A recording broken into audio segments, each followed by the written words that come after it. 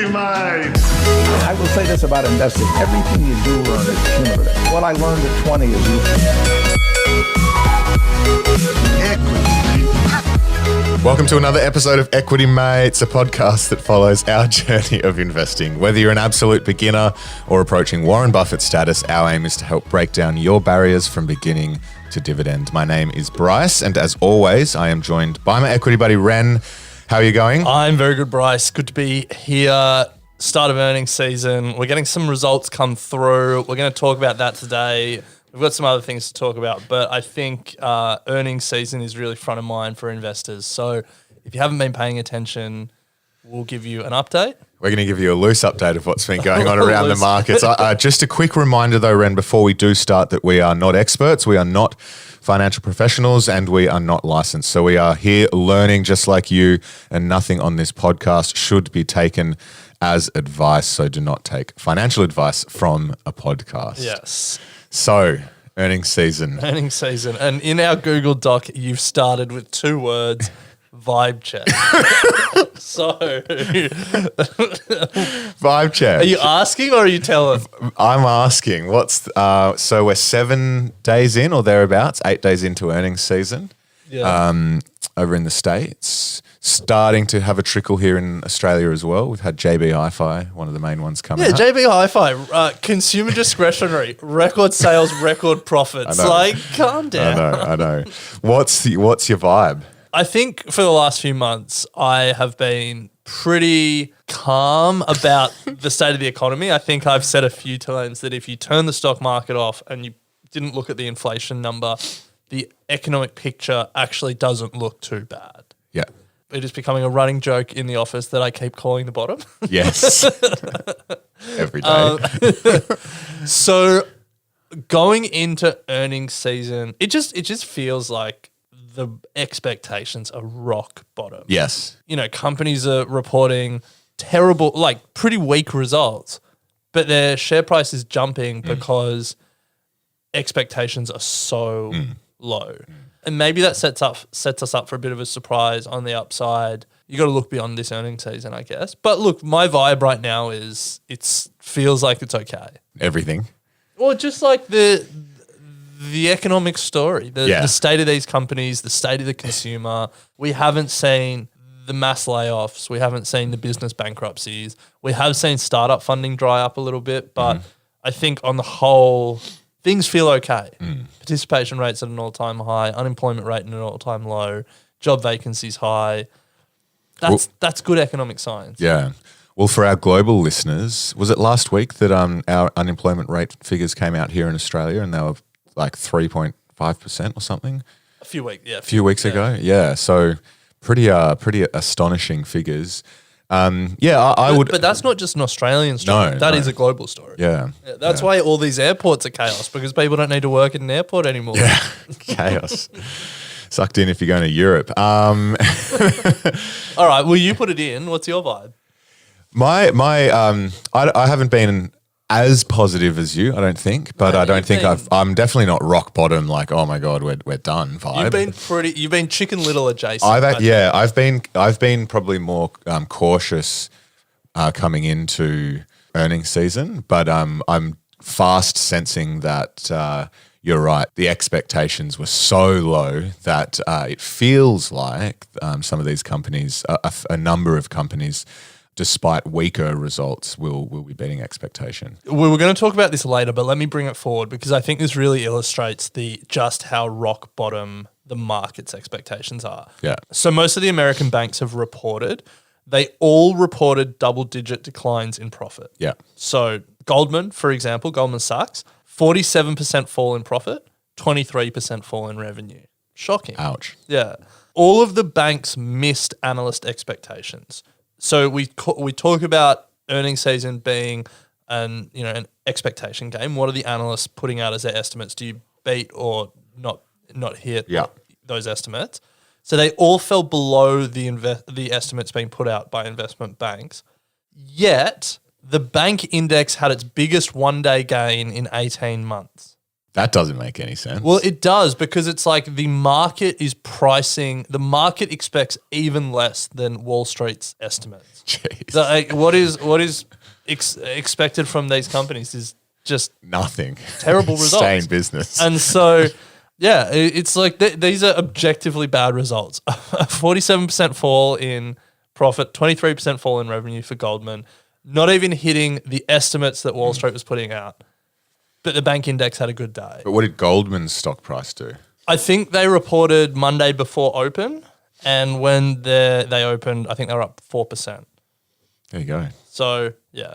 It's like, it's a bad economic story. I think the market's just confused. Honestly, I'm confused. Yeah. Well, I was saying to you in the office on Monday that I feel like there's a bit of rhetoric changing now. Some economists and market analysts and strategists are starting to come out and say, whilst we thought we were heading into a recession, if we do, it's not going to be so bad. Some now are thinking, we might even be missing a recession. So there's chit chat everywhere. But anyway, so let's get into the numbers. So 7% of the companies in the S&P 500 have reported. 60% have reported earnings per share above estimates. Yes. Sounds like a good number. And that doesn't mean they've made money. That just means, like an estimate could have been you're down 50% and you're only down 49%. Yeah. Yes. But if you also look at that relative to past earnings seasons, it's actually down by, at this point in a cycle, or at this point in an earnings season, roughly 77% of companies are beating estimates. So it is weaker than the last sort of 5 years or so. So, Ren, there are some sectors that are absolutely pumping though, and in terms of revenue growth, no surprises that the number one sector that we're seeing some pretty strong growth coming from is energy. In terms of the S&P 500 companies that are in there, they're giving Q2 revenue growth upwards of 45%. For energy companies. And for context, the S&P as a whole is about 10%, 10.2%. Yeah. So, but like, no surprises. Of course, energy companies are reporting good results. The question is, how long does oil prices stay high? Information technology below the S&P's average, 7%. Consumer staples, 5%.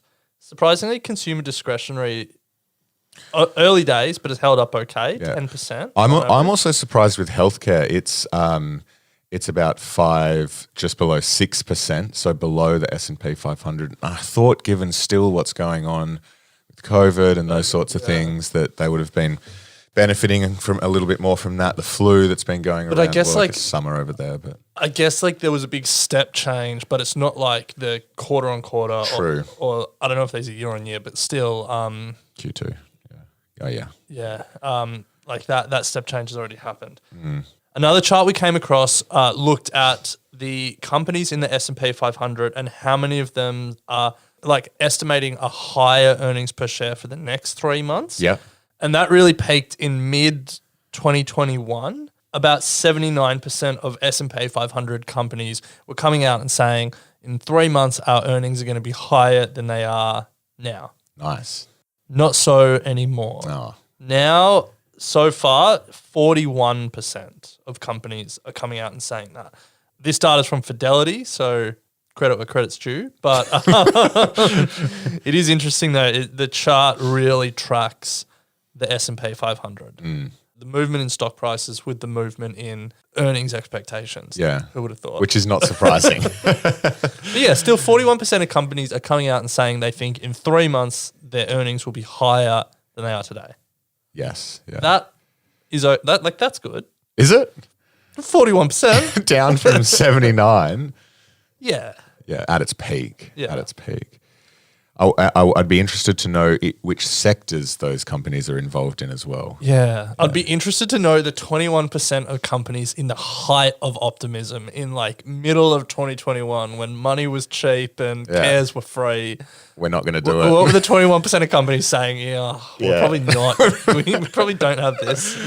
Oh dear. So that's our vibe check and a bit of a high level view of what's going on across the S&P. But I think it's important to stress it is early days. Only 7% of companies have reported. There's a phenomenon where companies that have good results try and get to the front of the queue and report early. Companies with bad results sometimes push Very their at the end. push their timing back. So early days, important to stress. Absolutely. We have seen a couple of big names come out, and we're not going to dwell on them too much because they're heavily reported. And if you'd like more info, you've probably already come across it. But we're going to do a bit of a speed round with some of the big tech companies over in the States. Netflix. Beat estimates, despite posting a loss of 1 million subscribers off the back of 200,000 in Q1, but the stock jumped 6%. Yeah. Better than losing 2 million. Better than losing 2 million. While we're talking streaming, side note, I've got a gripe with Disney. It came out that Disney Plus has lost like $6 billion so far for Disney. Still, I think they had to do it. But can they sort their movies out? It is an alphabetical list. Is it? If you go to the movie category on Disney Plus, it is an alphabetical list. As in, you're saying it should be presented in a different way, like thematics or categories or...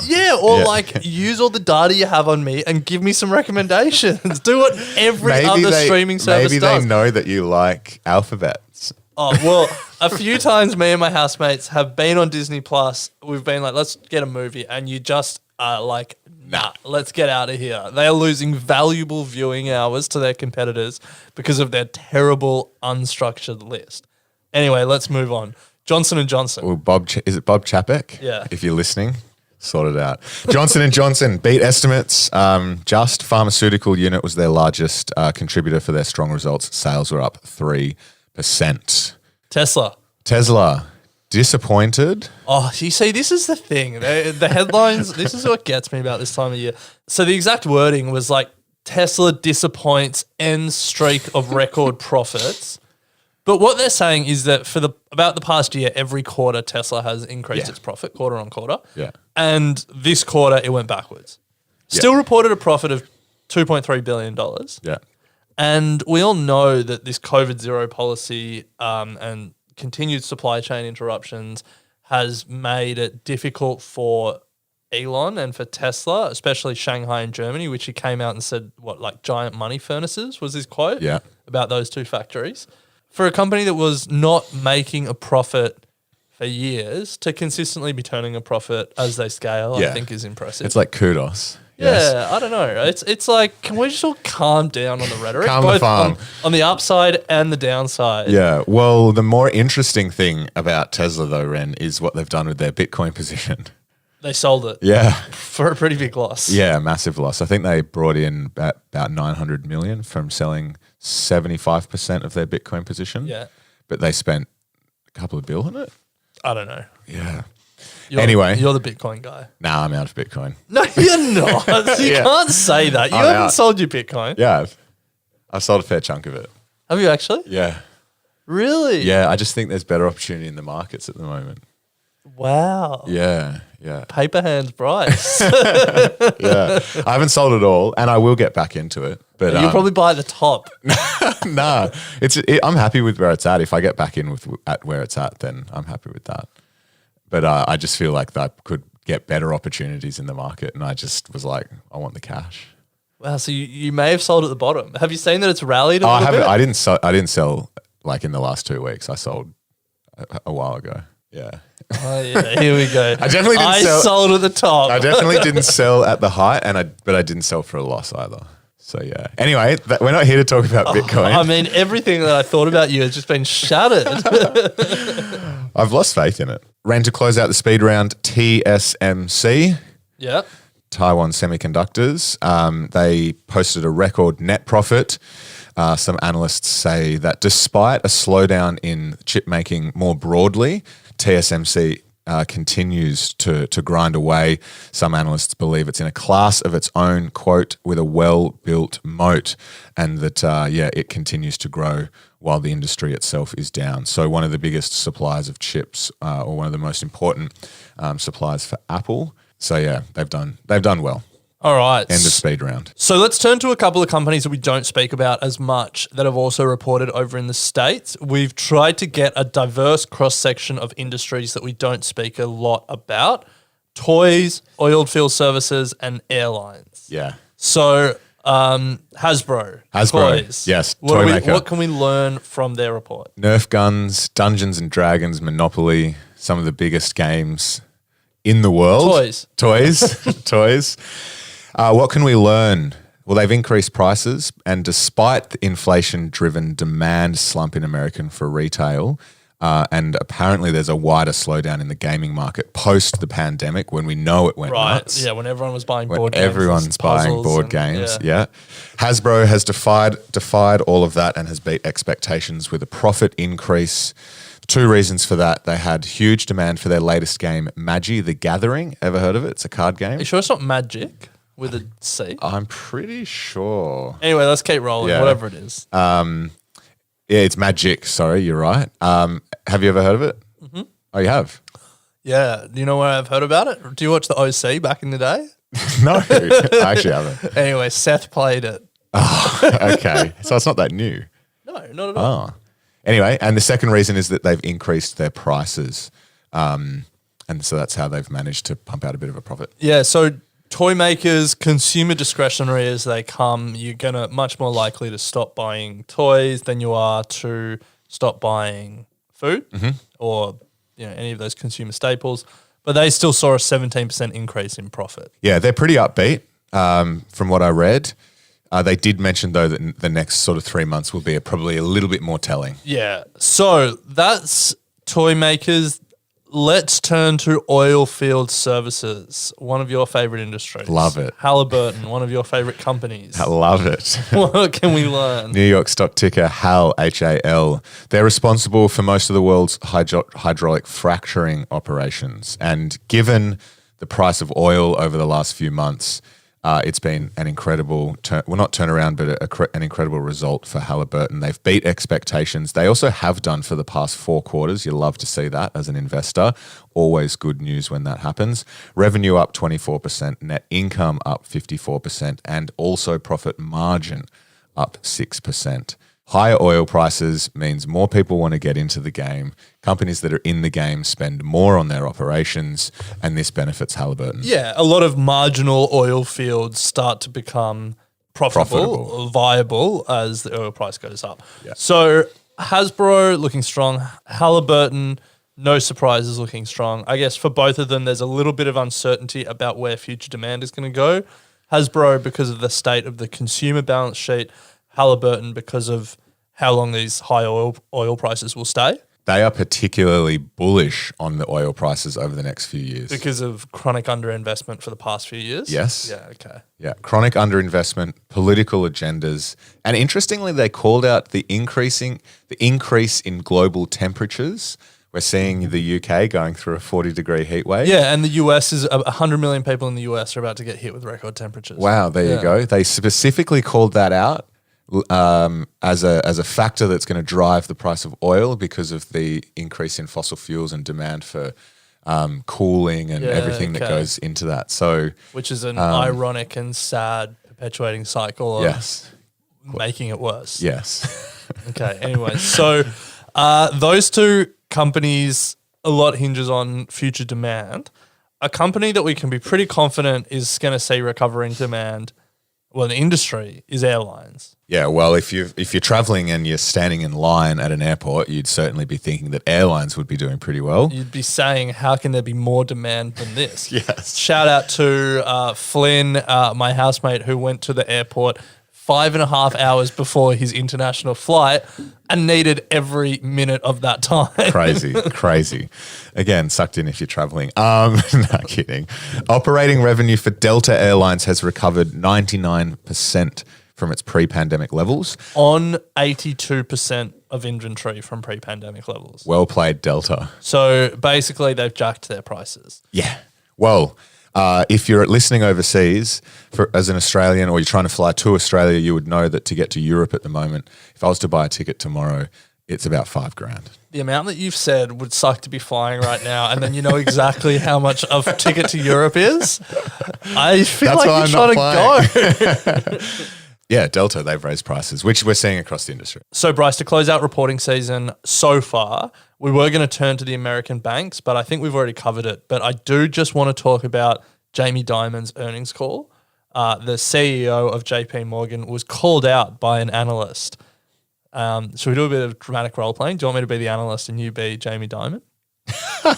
Sure. It shows how different the actions and I guess what we're seeing from the data today is compared to CEOs' expectations about the next 3-6 months. Yeah, absolutely. And this was all summed up by an analyst that went pretty hard. So I am Michael Mayo. Could you help me reconcile your words with your actions? After Investor Day, Jamie, you said a hurricane is on the horizon. But today you're holding firm with your $77 billion expense guidance for 2022. I mean, it's like you're acting like there's sunny skies ahead. You're out buying kayaks, surfboards, wave runners just before the storm. So is it tough times or not? Thank you for the question, Michael Mayo. Now we run the company. We've always run the company consistently, investing, doing this stuff through storms.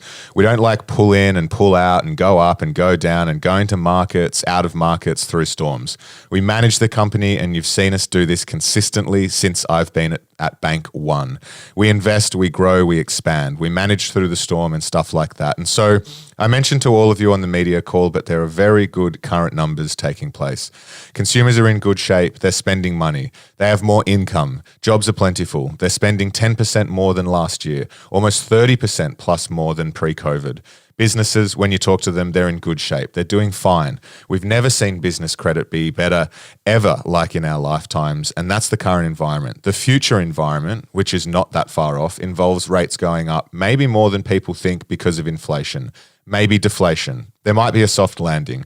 I'm simply saying there's a range of potential outcomes from a soft landing to a hard landing, driven by how much rates go up, the effect of quantitative tightening, the effect of volatile markets, and obviously this terrible humanitarian crisis in Ukraine and the war, and then the effect of that on food and oil and gas. And we're simply pointing out those things make the probabilities and possibilities of these events different. It's not going to change how we run the company. The economy will be bigger in 10 years. Nice. Well done. Thank you. That's only one take as well. So my 3 takeaways from that. First of all, he speaks about how good businesses and consumers are today.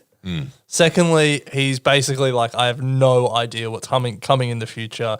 And then thirdly, he ends with, the economy is going to be bigger in 10 years than it is today. So he was just after some headlines. If he's going to out there talking about storms and yeah. Well, maybe it's like right now numbers are good. We have no idea what's coming next. Yeah, and that just feels like. But our time horizon is 10. Yeah, but that whole like, oh, things are actually okay right now, but dark clouds are potentially approaching, but we don't really know. Feels like the theme of reporting season. Yeah. That's true. Like the step into the unknown or something like that. Yeah. Now, we should point out as well, we're making markets accessible. Not sponsored, but we did grab that transcript from the Quarter app. Fantastic app if you want access to global companies during reporting season. Transcripts, earnings calls, you name it. Yeah, all very searchable now. Again, non-sponsored. We have worked with them previously. Hopefully they hear this and we work with them again. Yes, yeah. But yeah, good app, free app. Love that. Yes. Let's take a break and then let's talk about some other things. Nancy Pelosi, TikTok taking it to Google, and Apple's latest software platform. All right, Ren. Well, let's close out the episode. 3 things to touch on. The first, let's do it. Nancy Pelosi and NVIDIA. So I was surprised by this. Have you haven't come across this Nancy Pelosi meme? No. So I'd heard about this story. So I'll just touch on that quickly, and then So Nancy Pelosi's husband has. Hold on. Who's Nancy Pelosi? Speaker of the House. Yeah, great. In the US. In the US, yeah. She has bought about her husband has bought about $5 million in NVIDIA. The chip maker. The chip maker. Well, the chip designer. On surface, great. Then you go the next level down. The Senate in the US is expected to meet to discuss a bipartisan bill to boost semiconductor manufacturing in the country. Yeah, and pump, tens of millions or something into these companies. Yeah, and pump millions. Now, some articles suggest that NVIDIA aren't going to be the beneficiary of this bill. Others could argue that being in the industry, being one of the biggest American chip companies, you couldn't see that they will benefit from this. Now, we're not here to decide whether or not they will, but it's just an interesting development. However, Ren, you said that this isn't new. Yeah, because when I put this in the doc, you didn't think there was a lot to this story. Yeah. And it's time I introduce you to one of FinTwits or Fin memes or Reddit's biggest memes, which is Nancy Pelosi is the genius stock picker of our age. Okay. And over the last few years, it's come out that Pelosi seems to be on the right side of a lot of big trades. And it got really big in 2020 or 2021 when her husband bought a heap of Alphabet stock at the same time that Congress were considering antitrust regulation against Alphabet, antitrust regulation that didn't happen. Yeah, right. And so people were like, oh, Nancy Pelosi, stock picker, blah, blah, blah. And there's been a number of examples after that. And every time, I think it's like quarterly, they have to disclose, or it's like 45 days after they make a trade, they have to disclose it. And so it makes headlines all the time now on like Wall Street bets and stuff. It's like, what's Nancy Pelosi buying? What's she selling? Just ridiculous. Massive on TikTok as well. To be fair to the Pelosis, basically what they buy is large cap American tech. It's like Alphabet, Microsoft, Apple. They recently got into like Roblox and a couple of other things. But yeah, Pelosi, best. If Jim Cramer's the worst, Pelosi's the best. I'm going to track her closely. Yeah. Closely Pelosi. There's nothing you can do about it. Like it's all above board, I guess. There is something you can do about it. Because of how big this meme became, a number of Congress people proposed a law to stop Congress people trading. Wow. And similar to like, what happens in Australia is our leaders, or at least our Prime Minister, puts their assets in a blind trust. Yeah. So they don't see how it's invested. They have professionals managing their money so they don't miss out on returns, but it's not like they can use the information they have in their job as leader to make influence. money. Yeah. There was a proposal for something similar in the US. It didn't get up. Have a guess how Pelosi voted on it? On the negative? She did vote on the negative. There's probably more to play out in this story. It feels pretty obvious that there should be some rules around trading. Yeah, you would think so. Yeah. Until there isn't, it feels like something she's going to continue to do. So. As finance content creators who are trying to make memes on Instagram, it's great for us. Yeah, true. All right, Ran, another headline, Google search risk. So this isn't so much a headline. This is a red flag that I've started hearing about. And I don't think it's really made its way into financial analysis, but I want to put it on the table because we're all Google shareholders in one way, shape or form, but from our super or retirement accounts to our ETFs to individual shares. I want to know if you've been hearing this as well. TikTok search being better than Google search. Haven't heard that. I just don't engage with TikTok that much. It's not on TikTok that I'm hearing it though. But it's something that I've heard a few times. I reckon now that I've called it out, people listening and you are going to start noticing it more. There's heaps of noise about when you're searching for locations, so restaurants near me or hotels in on Bali. TikTok? On either. Yeah. That the Google search results are just filled with ads and dodgy reviews and not that helpful, and it's all text-based, whereas the searching on TikTok is you get like visuals and it's a lot better. You might get someone doing a TikTok review on the restaurant you're searching. Yeah, or you might get like footage of the restaurant or the hotel. Like you search hotels in Bali and you actually see the hotels. Wow. And it's like this whole idea of like visual search. Like you don't need text-based answers anymore. If you really want to see what an experience will be like or what a restaurant is like, it's more effective to search it on TikTok or Instagram than Google. Wow. So I wanted to put that on the table because I'm interested to get your thoughts on it. I can honestly say I've never done it on Instagram or TikTok. I haven't even considered searching for something on TikTok. So but now that you've said it, I'm super intrigued to give it a crack. Should we do a live? But I can see, no, because we're going to really push the time. But I think that I can definitely see the benefits of this for things like hotels, experiences, restaurants. You want a visual, you want to get an understanding of what you're getting yourself into during your search process, I guess. So, well, I'm going to say straight away, TikTok can't beat Google because it's not geolocated. I searched restaurants near me and then it said, did you mean food near my location? And I've got a place in Brooklyn and Colorado. Well, you have been complaining about Google's geolocation. Yeah, you don't. The search functionality, it's too geolocated.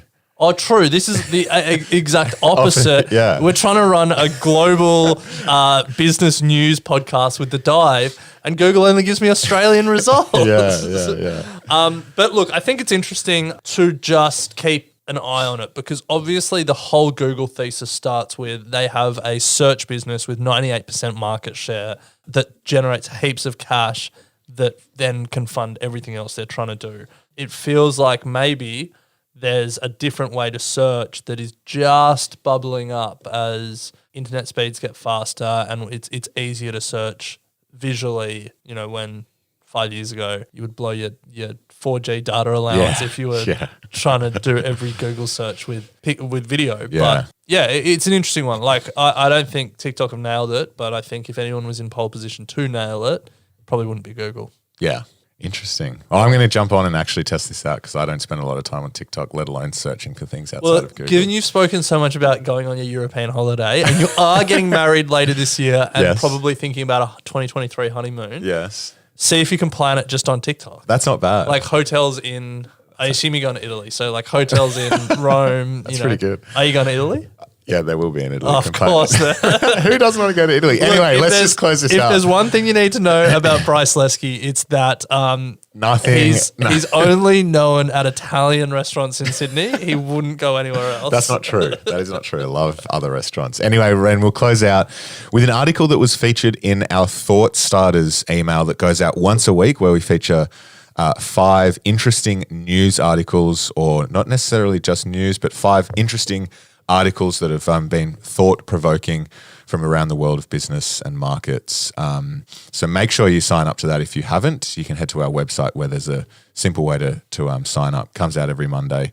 But one this week, Ren, was on Apple CarPlay. Yeah, well, have you seen all these articles about Apple's going to get into the electric vehicle game? Yeah. Yeah, like Apple's going to build a car, Classic. Apple car. Yeah. Right under our nose, Apple have been putting their plans in place to create the Apple car, and no, it doesn't include them buying Tesla or building a factory of their own. Apple CarPlay, the pretty innocuous piece of software, is something that we should keep an eye on as consumers and investors. You've used that? As far as I'm aware, CarPlay is just the simple integration of your Apple phone onto the head unit of the car. Well, it's a and then you can just use your phone. Not hands-free, but Yeah. It's a software platform that allows you to So what's the link car. between that and... Yeah, this is why it's exciting. So Apple are the best. If I was going to sum up what Apple is best in class at, it's building beautiful platforms, software or hardware, and then allowing other developers, aggregating millions of users on that platform, and then allowing other developers to build products and sell to their users, and they take a clip of the transaction. Pretty simple business That's their model. business model, like App Store. One of, yeah. Yeah. Well, they also sell the hardware, but you know what I mean? Like that's the beauty of the iOS ecosystem and in all of its iterations. That's what they're going to do with their augmented reality glasses. That's what they're doing with CarPlay as well, but we're just not really paying attention. So they're now building all these features for CarPlay. There's an app store that you can download a bunch of stuff. They allow you to pay for parking. They allow you to pay for electric vehicle charging. You can order food from third-party delivery platforms through CarPlay. But the really interesting thing that opens up a huge market for them is they've quietly announced, well, you can't quietly announce something. They've quietly unveiled a feature that will allow you to pay for fuel through CarPlay. Okay. In what sense? Just prepay at a station or? Well, yeah, you the station has an app that you get through your CarPlay and you pay for your fuel through that. But is that revolutionary? But I'm just thinking, imagine if Apple clipped the ticket on however many billions of dollars is spent on fuel every year. So you're saying from a business model for them, that's great. But I think from from a advancing car technology and stuff, that's, is that? Well, no, it's not that. It's it's pay for fuel. It's barely friction. There's barely friction in that transaction at the moment. Yeah. But for me, it's just well, what does the future of a software-enabled car look like? And there are worlds, like in some ways, like Tesla is leading the way for building their own software, and like a lot of the big car makers are trying to do that themselves. But on the other hand, Apple are building their own platform that they want to integrate with car manufacturers. And, you know, if Apple can have hundreds of millions of cars integrated with their software, then that's a platform all of a sudden where they can again offer a Apple CarPlay app store, and third-party developers can build things for their software platform there, and all of a sudden it's like, oh, they've done it again. They've done it again. Yeah. Love Apple. And so it's early days because I don't think any petrol stations are using this at the moment, and they're not clipping the ticket at the moment. All right. But they will. They will at some point. They will. But one of the big service station operators over in the US, I think they have like 1,600 service stations, have announced that they're going to start using it in like the coming months. Wow. Just an interesting one to keep an eye on. If you want to read that full article, you can head to our website, and you can also sign up to the email. The Apple car, the idea that Apple gets a factory and builds a car might be a sideshow for the Apple CarPlay. Well, this is a sideshow when they do go, hey, we've just bought Tesla. Anyway, won't happen. But that does bring us to the end of today's episode. If you've enjoyed listening or have taken some value or think that some of your friends would benefit from joining the Equity Mates community, please let them know about the shows. We've got plenty in the network. Rate and review on your iTunes app. It's always a help to get us in front of new audiences as well. So we always appreciate your support. And Ren, it's been an absolute pleasure. We will be picking it up next week. Unless you've ducked off to Europe. Unless I've ducked off to Europe, which I definitely won't have. But we'll pick it up then. Sounds good. Hey, thanks for listening to this episode of Equity Mates. We love hearing from you. So drop us a line at contact@equitymates.com, or even better, go to your podcast player and leave a 5-star review. Also, a reminder that the Equity Mates content train doesn't stop when you've run out of episodes to binge. We've got a brand new website, a Facebook discussion group. We're on Instagram, YouTube, and slowly making our way as an influencer on TikTok. Well, that's Ren. So come and say hello and join the community. We'd love to welcome you. Until next time. Equity Mates Investing Podcast is a product of Equity Mates Media. All information in this podcast is for education and entertainment purposes only. Equity Mates gives listeners access to information and educational content provided by a range of financial service professionals. It is not intended as a substitute for professional finance, legal, or tax advice. The hosts of Equity Mates Investing Podcast are not financial professionals and are not aware of your personal financial circumstances. Equity Mates Media does not operate under an Australian Financial Services licence and relies on the exemption available under the Corporations Act 2001 in respect of any information or advice given. Before making any financial decisions, you should read the product disclosure statement and, if necessary, consult a licensed financial professional. Do not take financial advice from a podcast or video. For more information, head to the disclaimer page on the Equity Mates website, where you can find ASIC resources and find a registered financial professional near you. In the spirit of reconciliation, Equity Mates Media and the hosts of Equity Mates Investing Podcast acknowledge the traditional custodians of country throughout Australia and their connections to land, sea and community. We pay our respects to their elders, past and present, and extend that respect to all Aboriginal and Torres Strait Islander people today.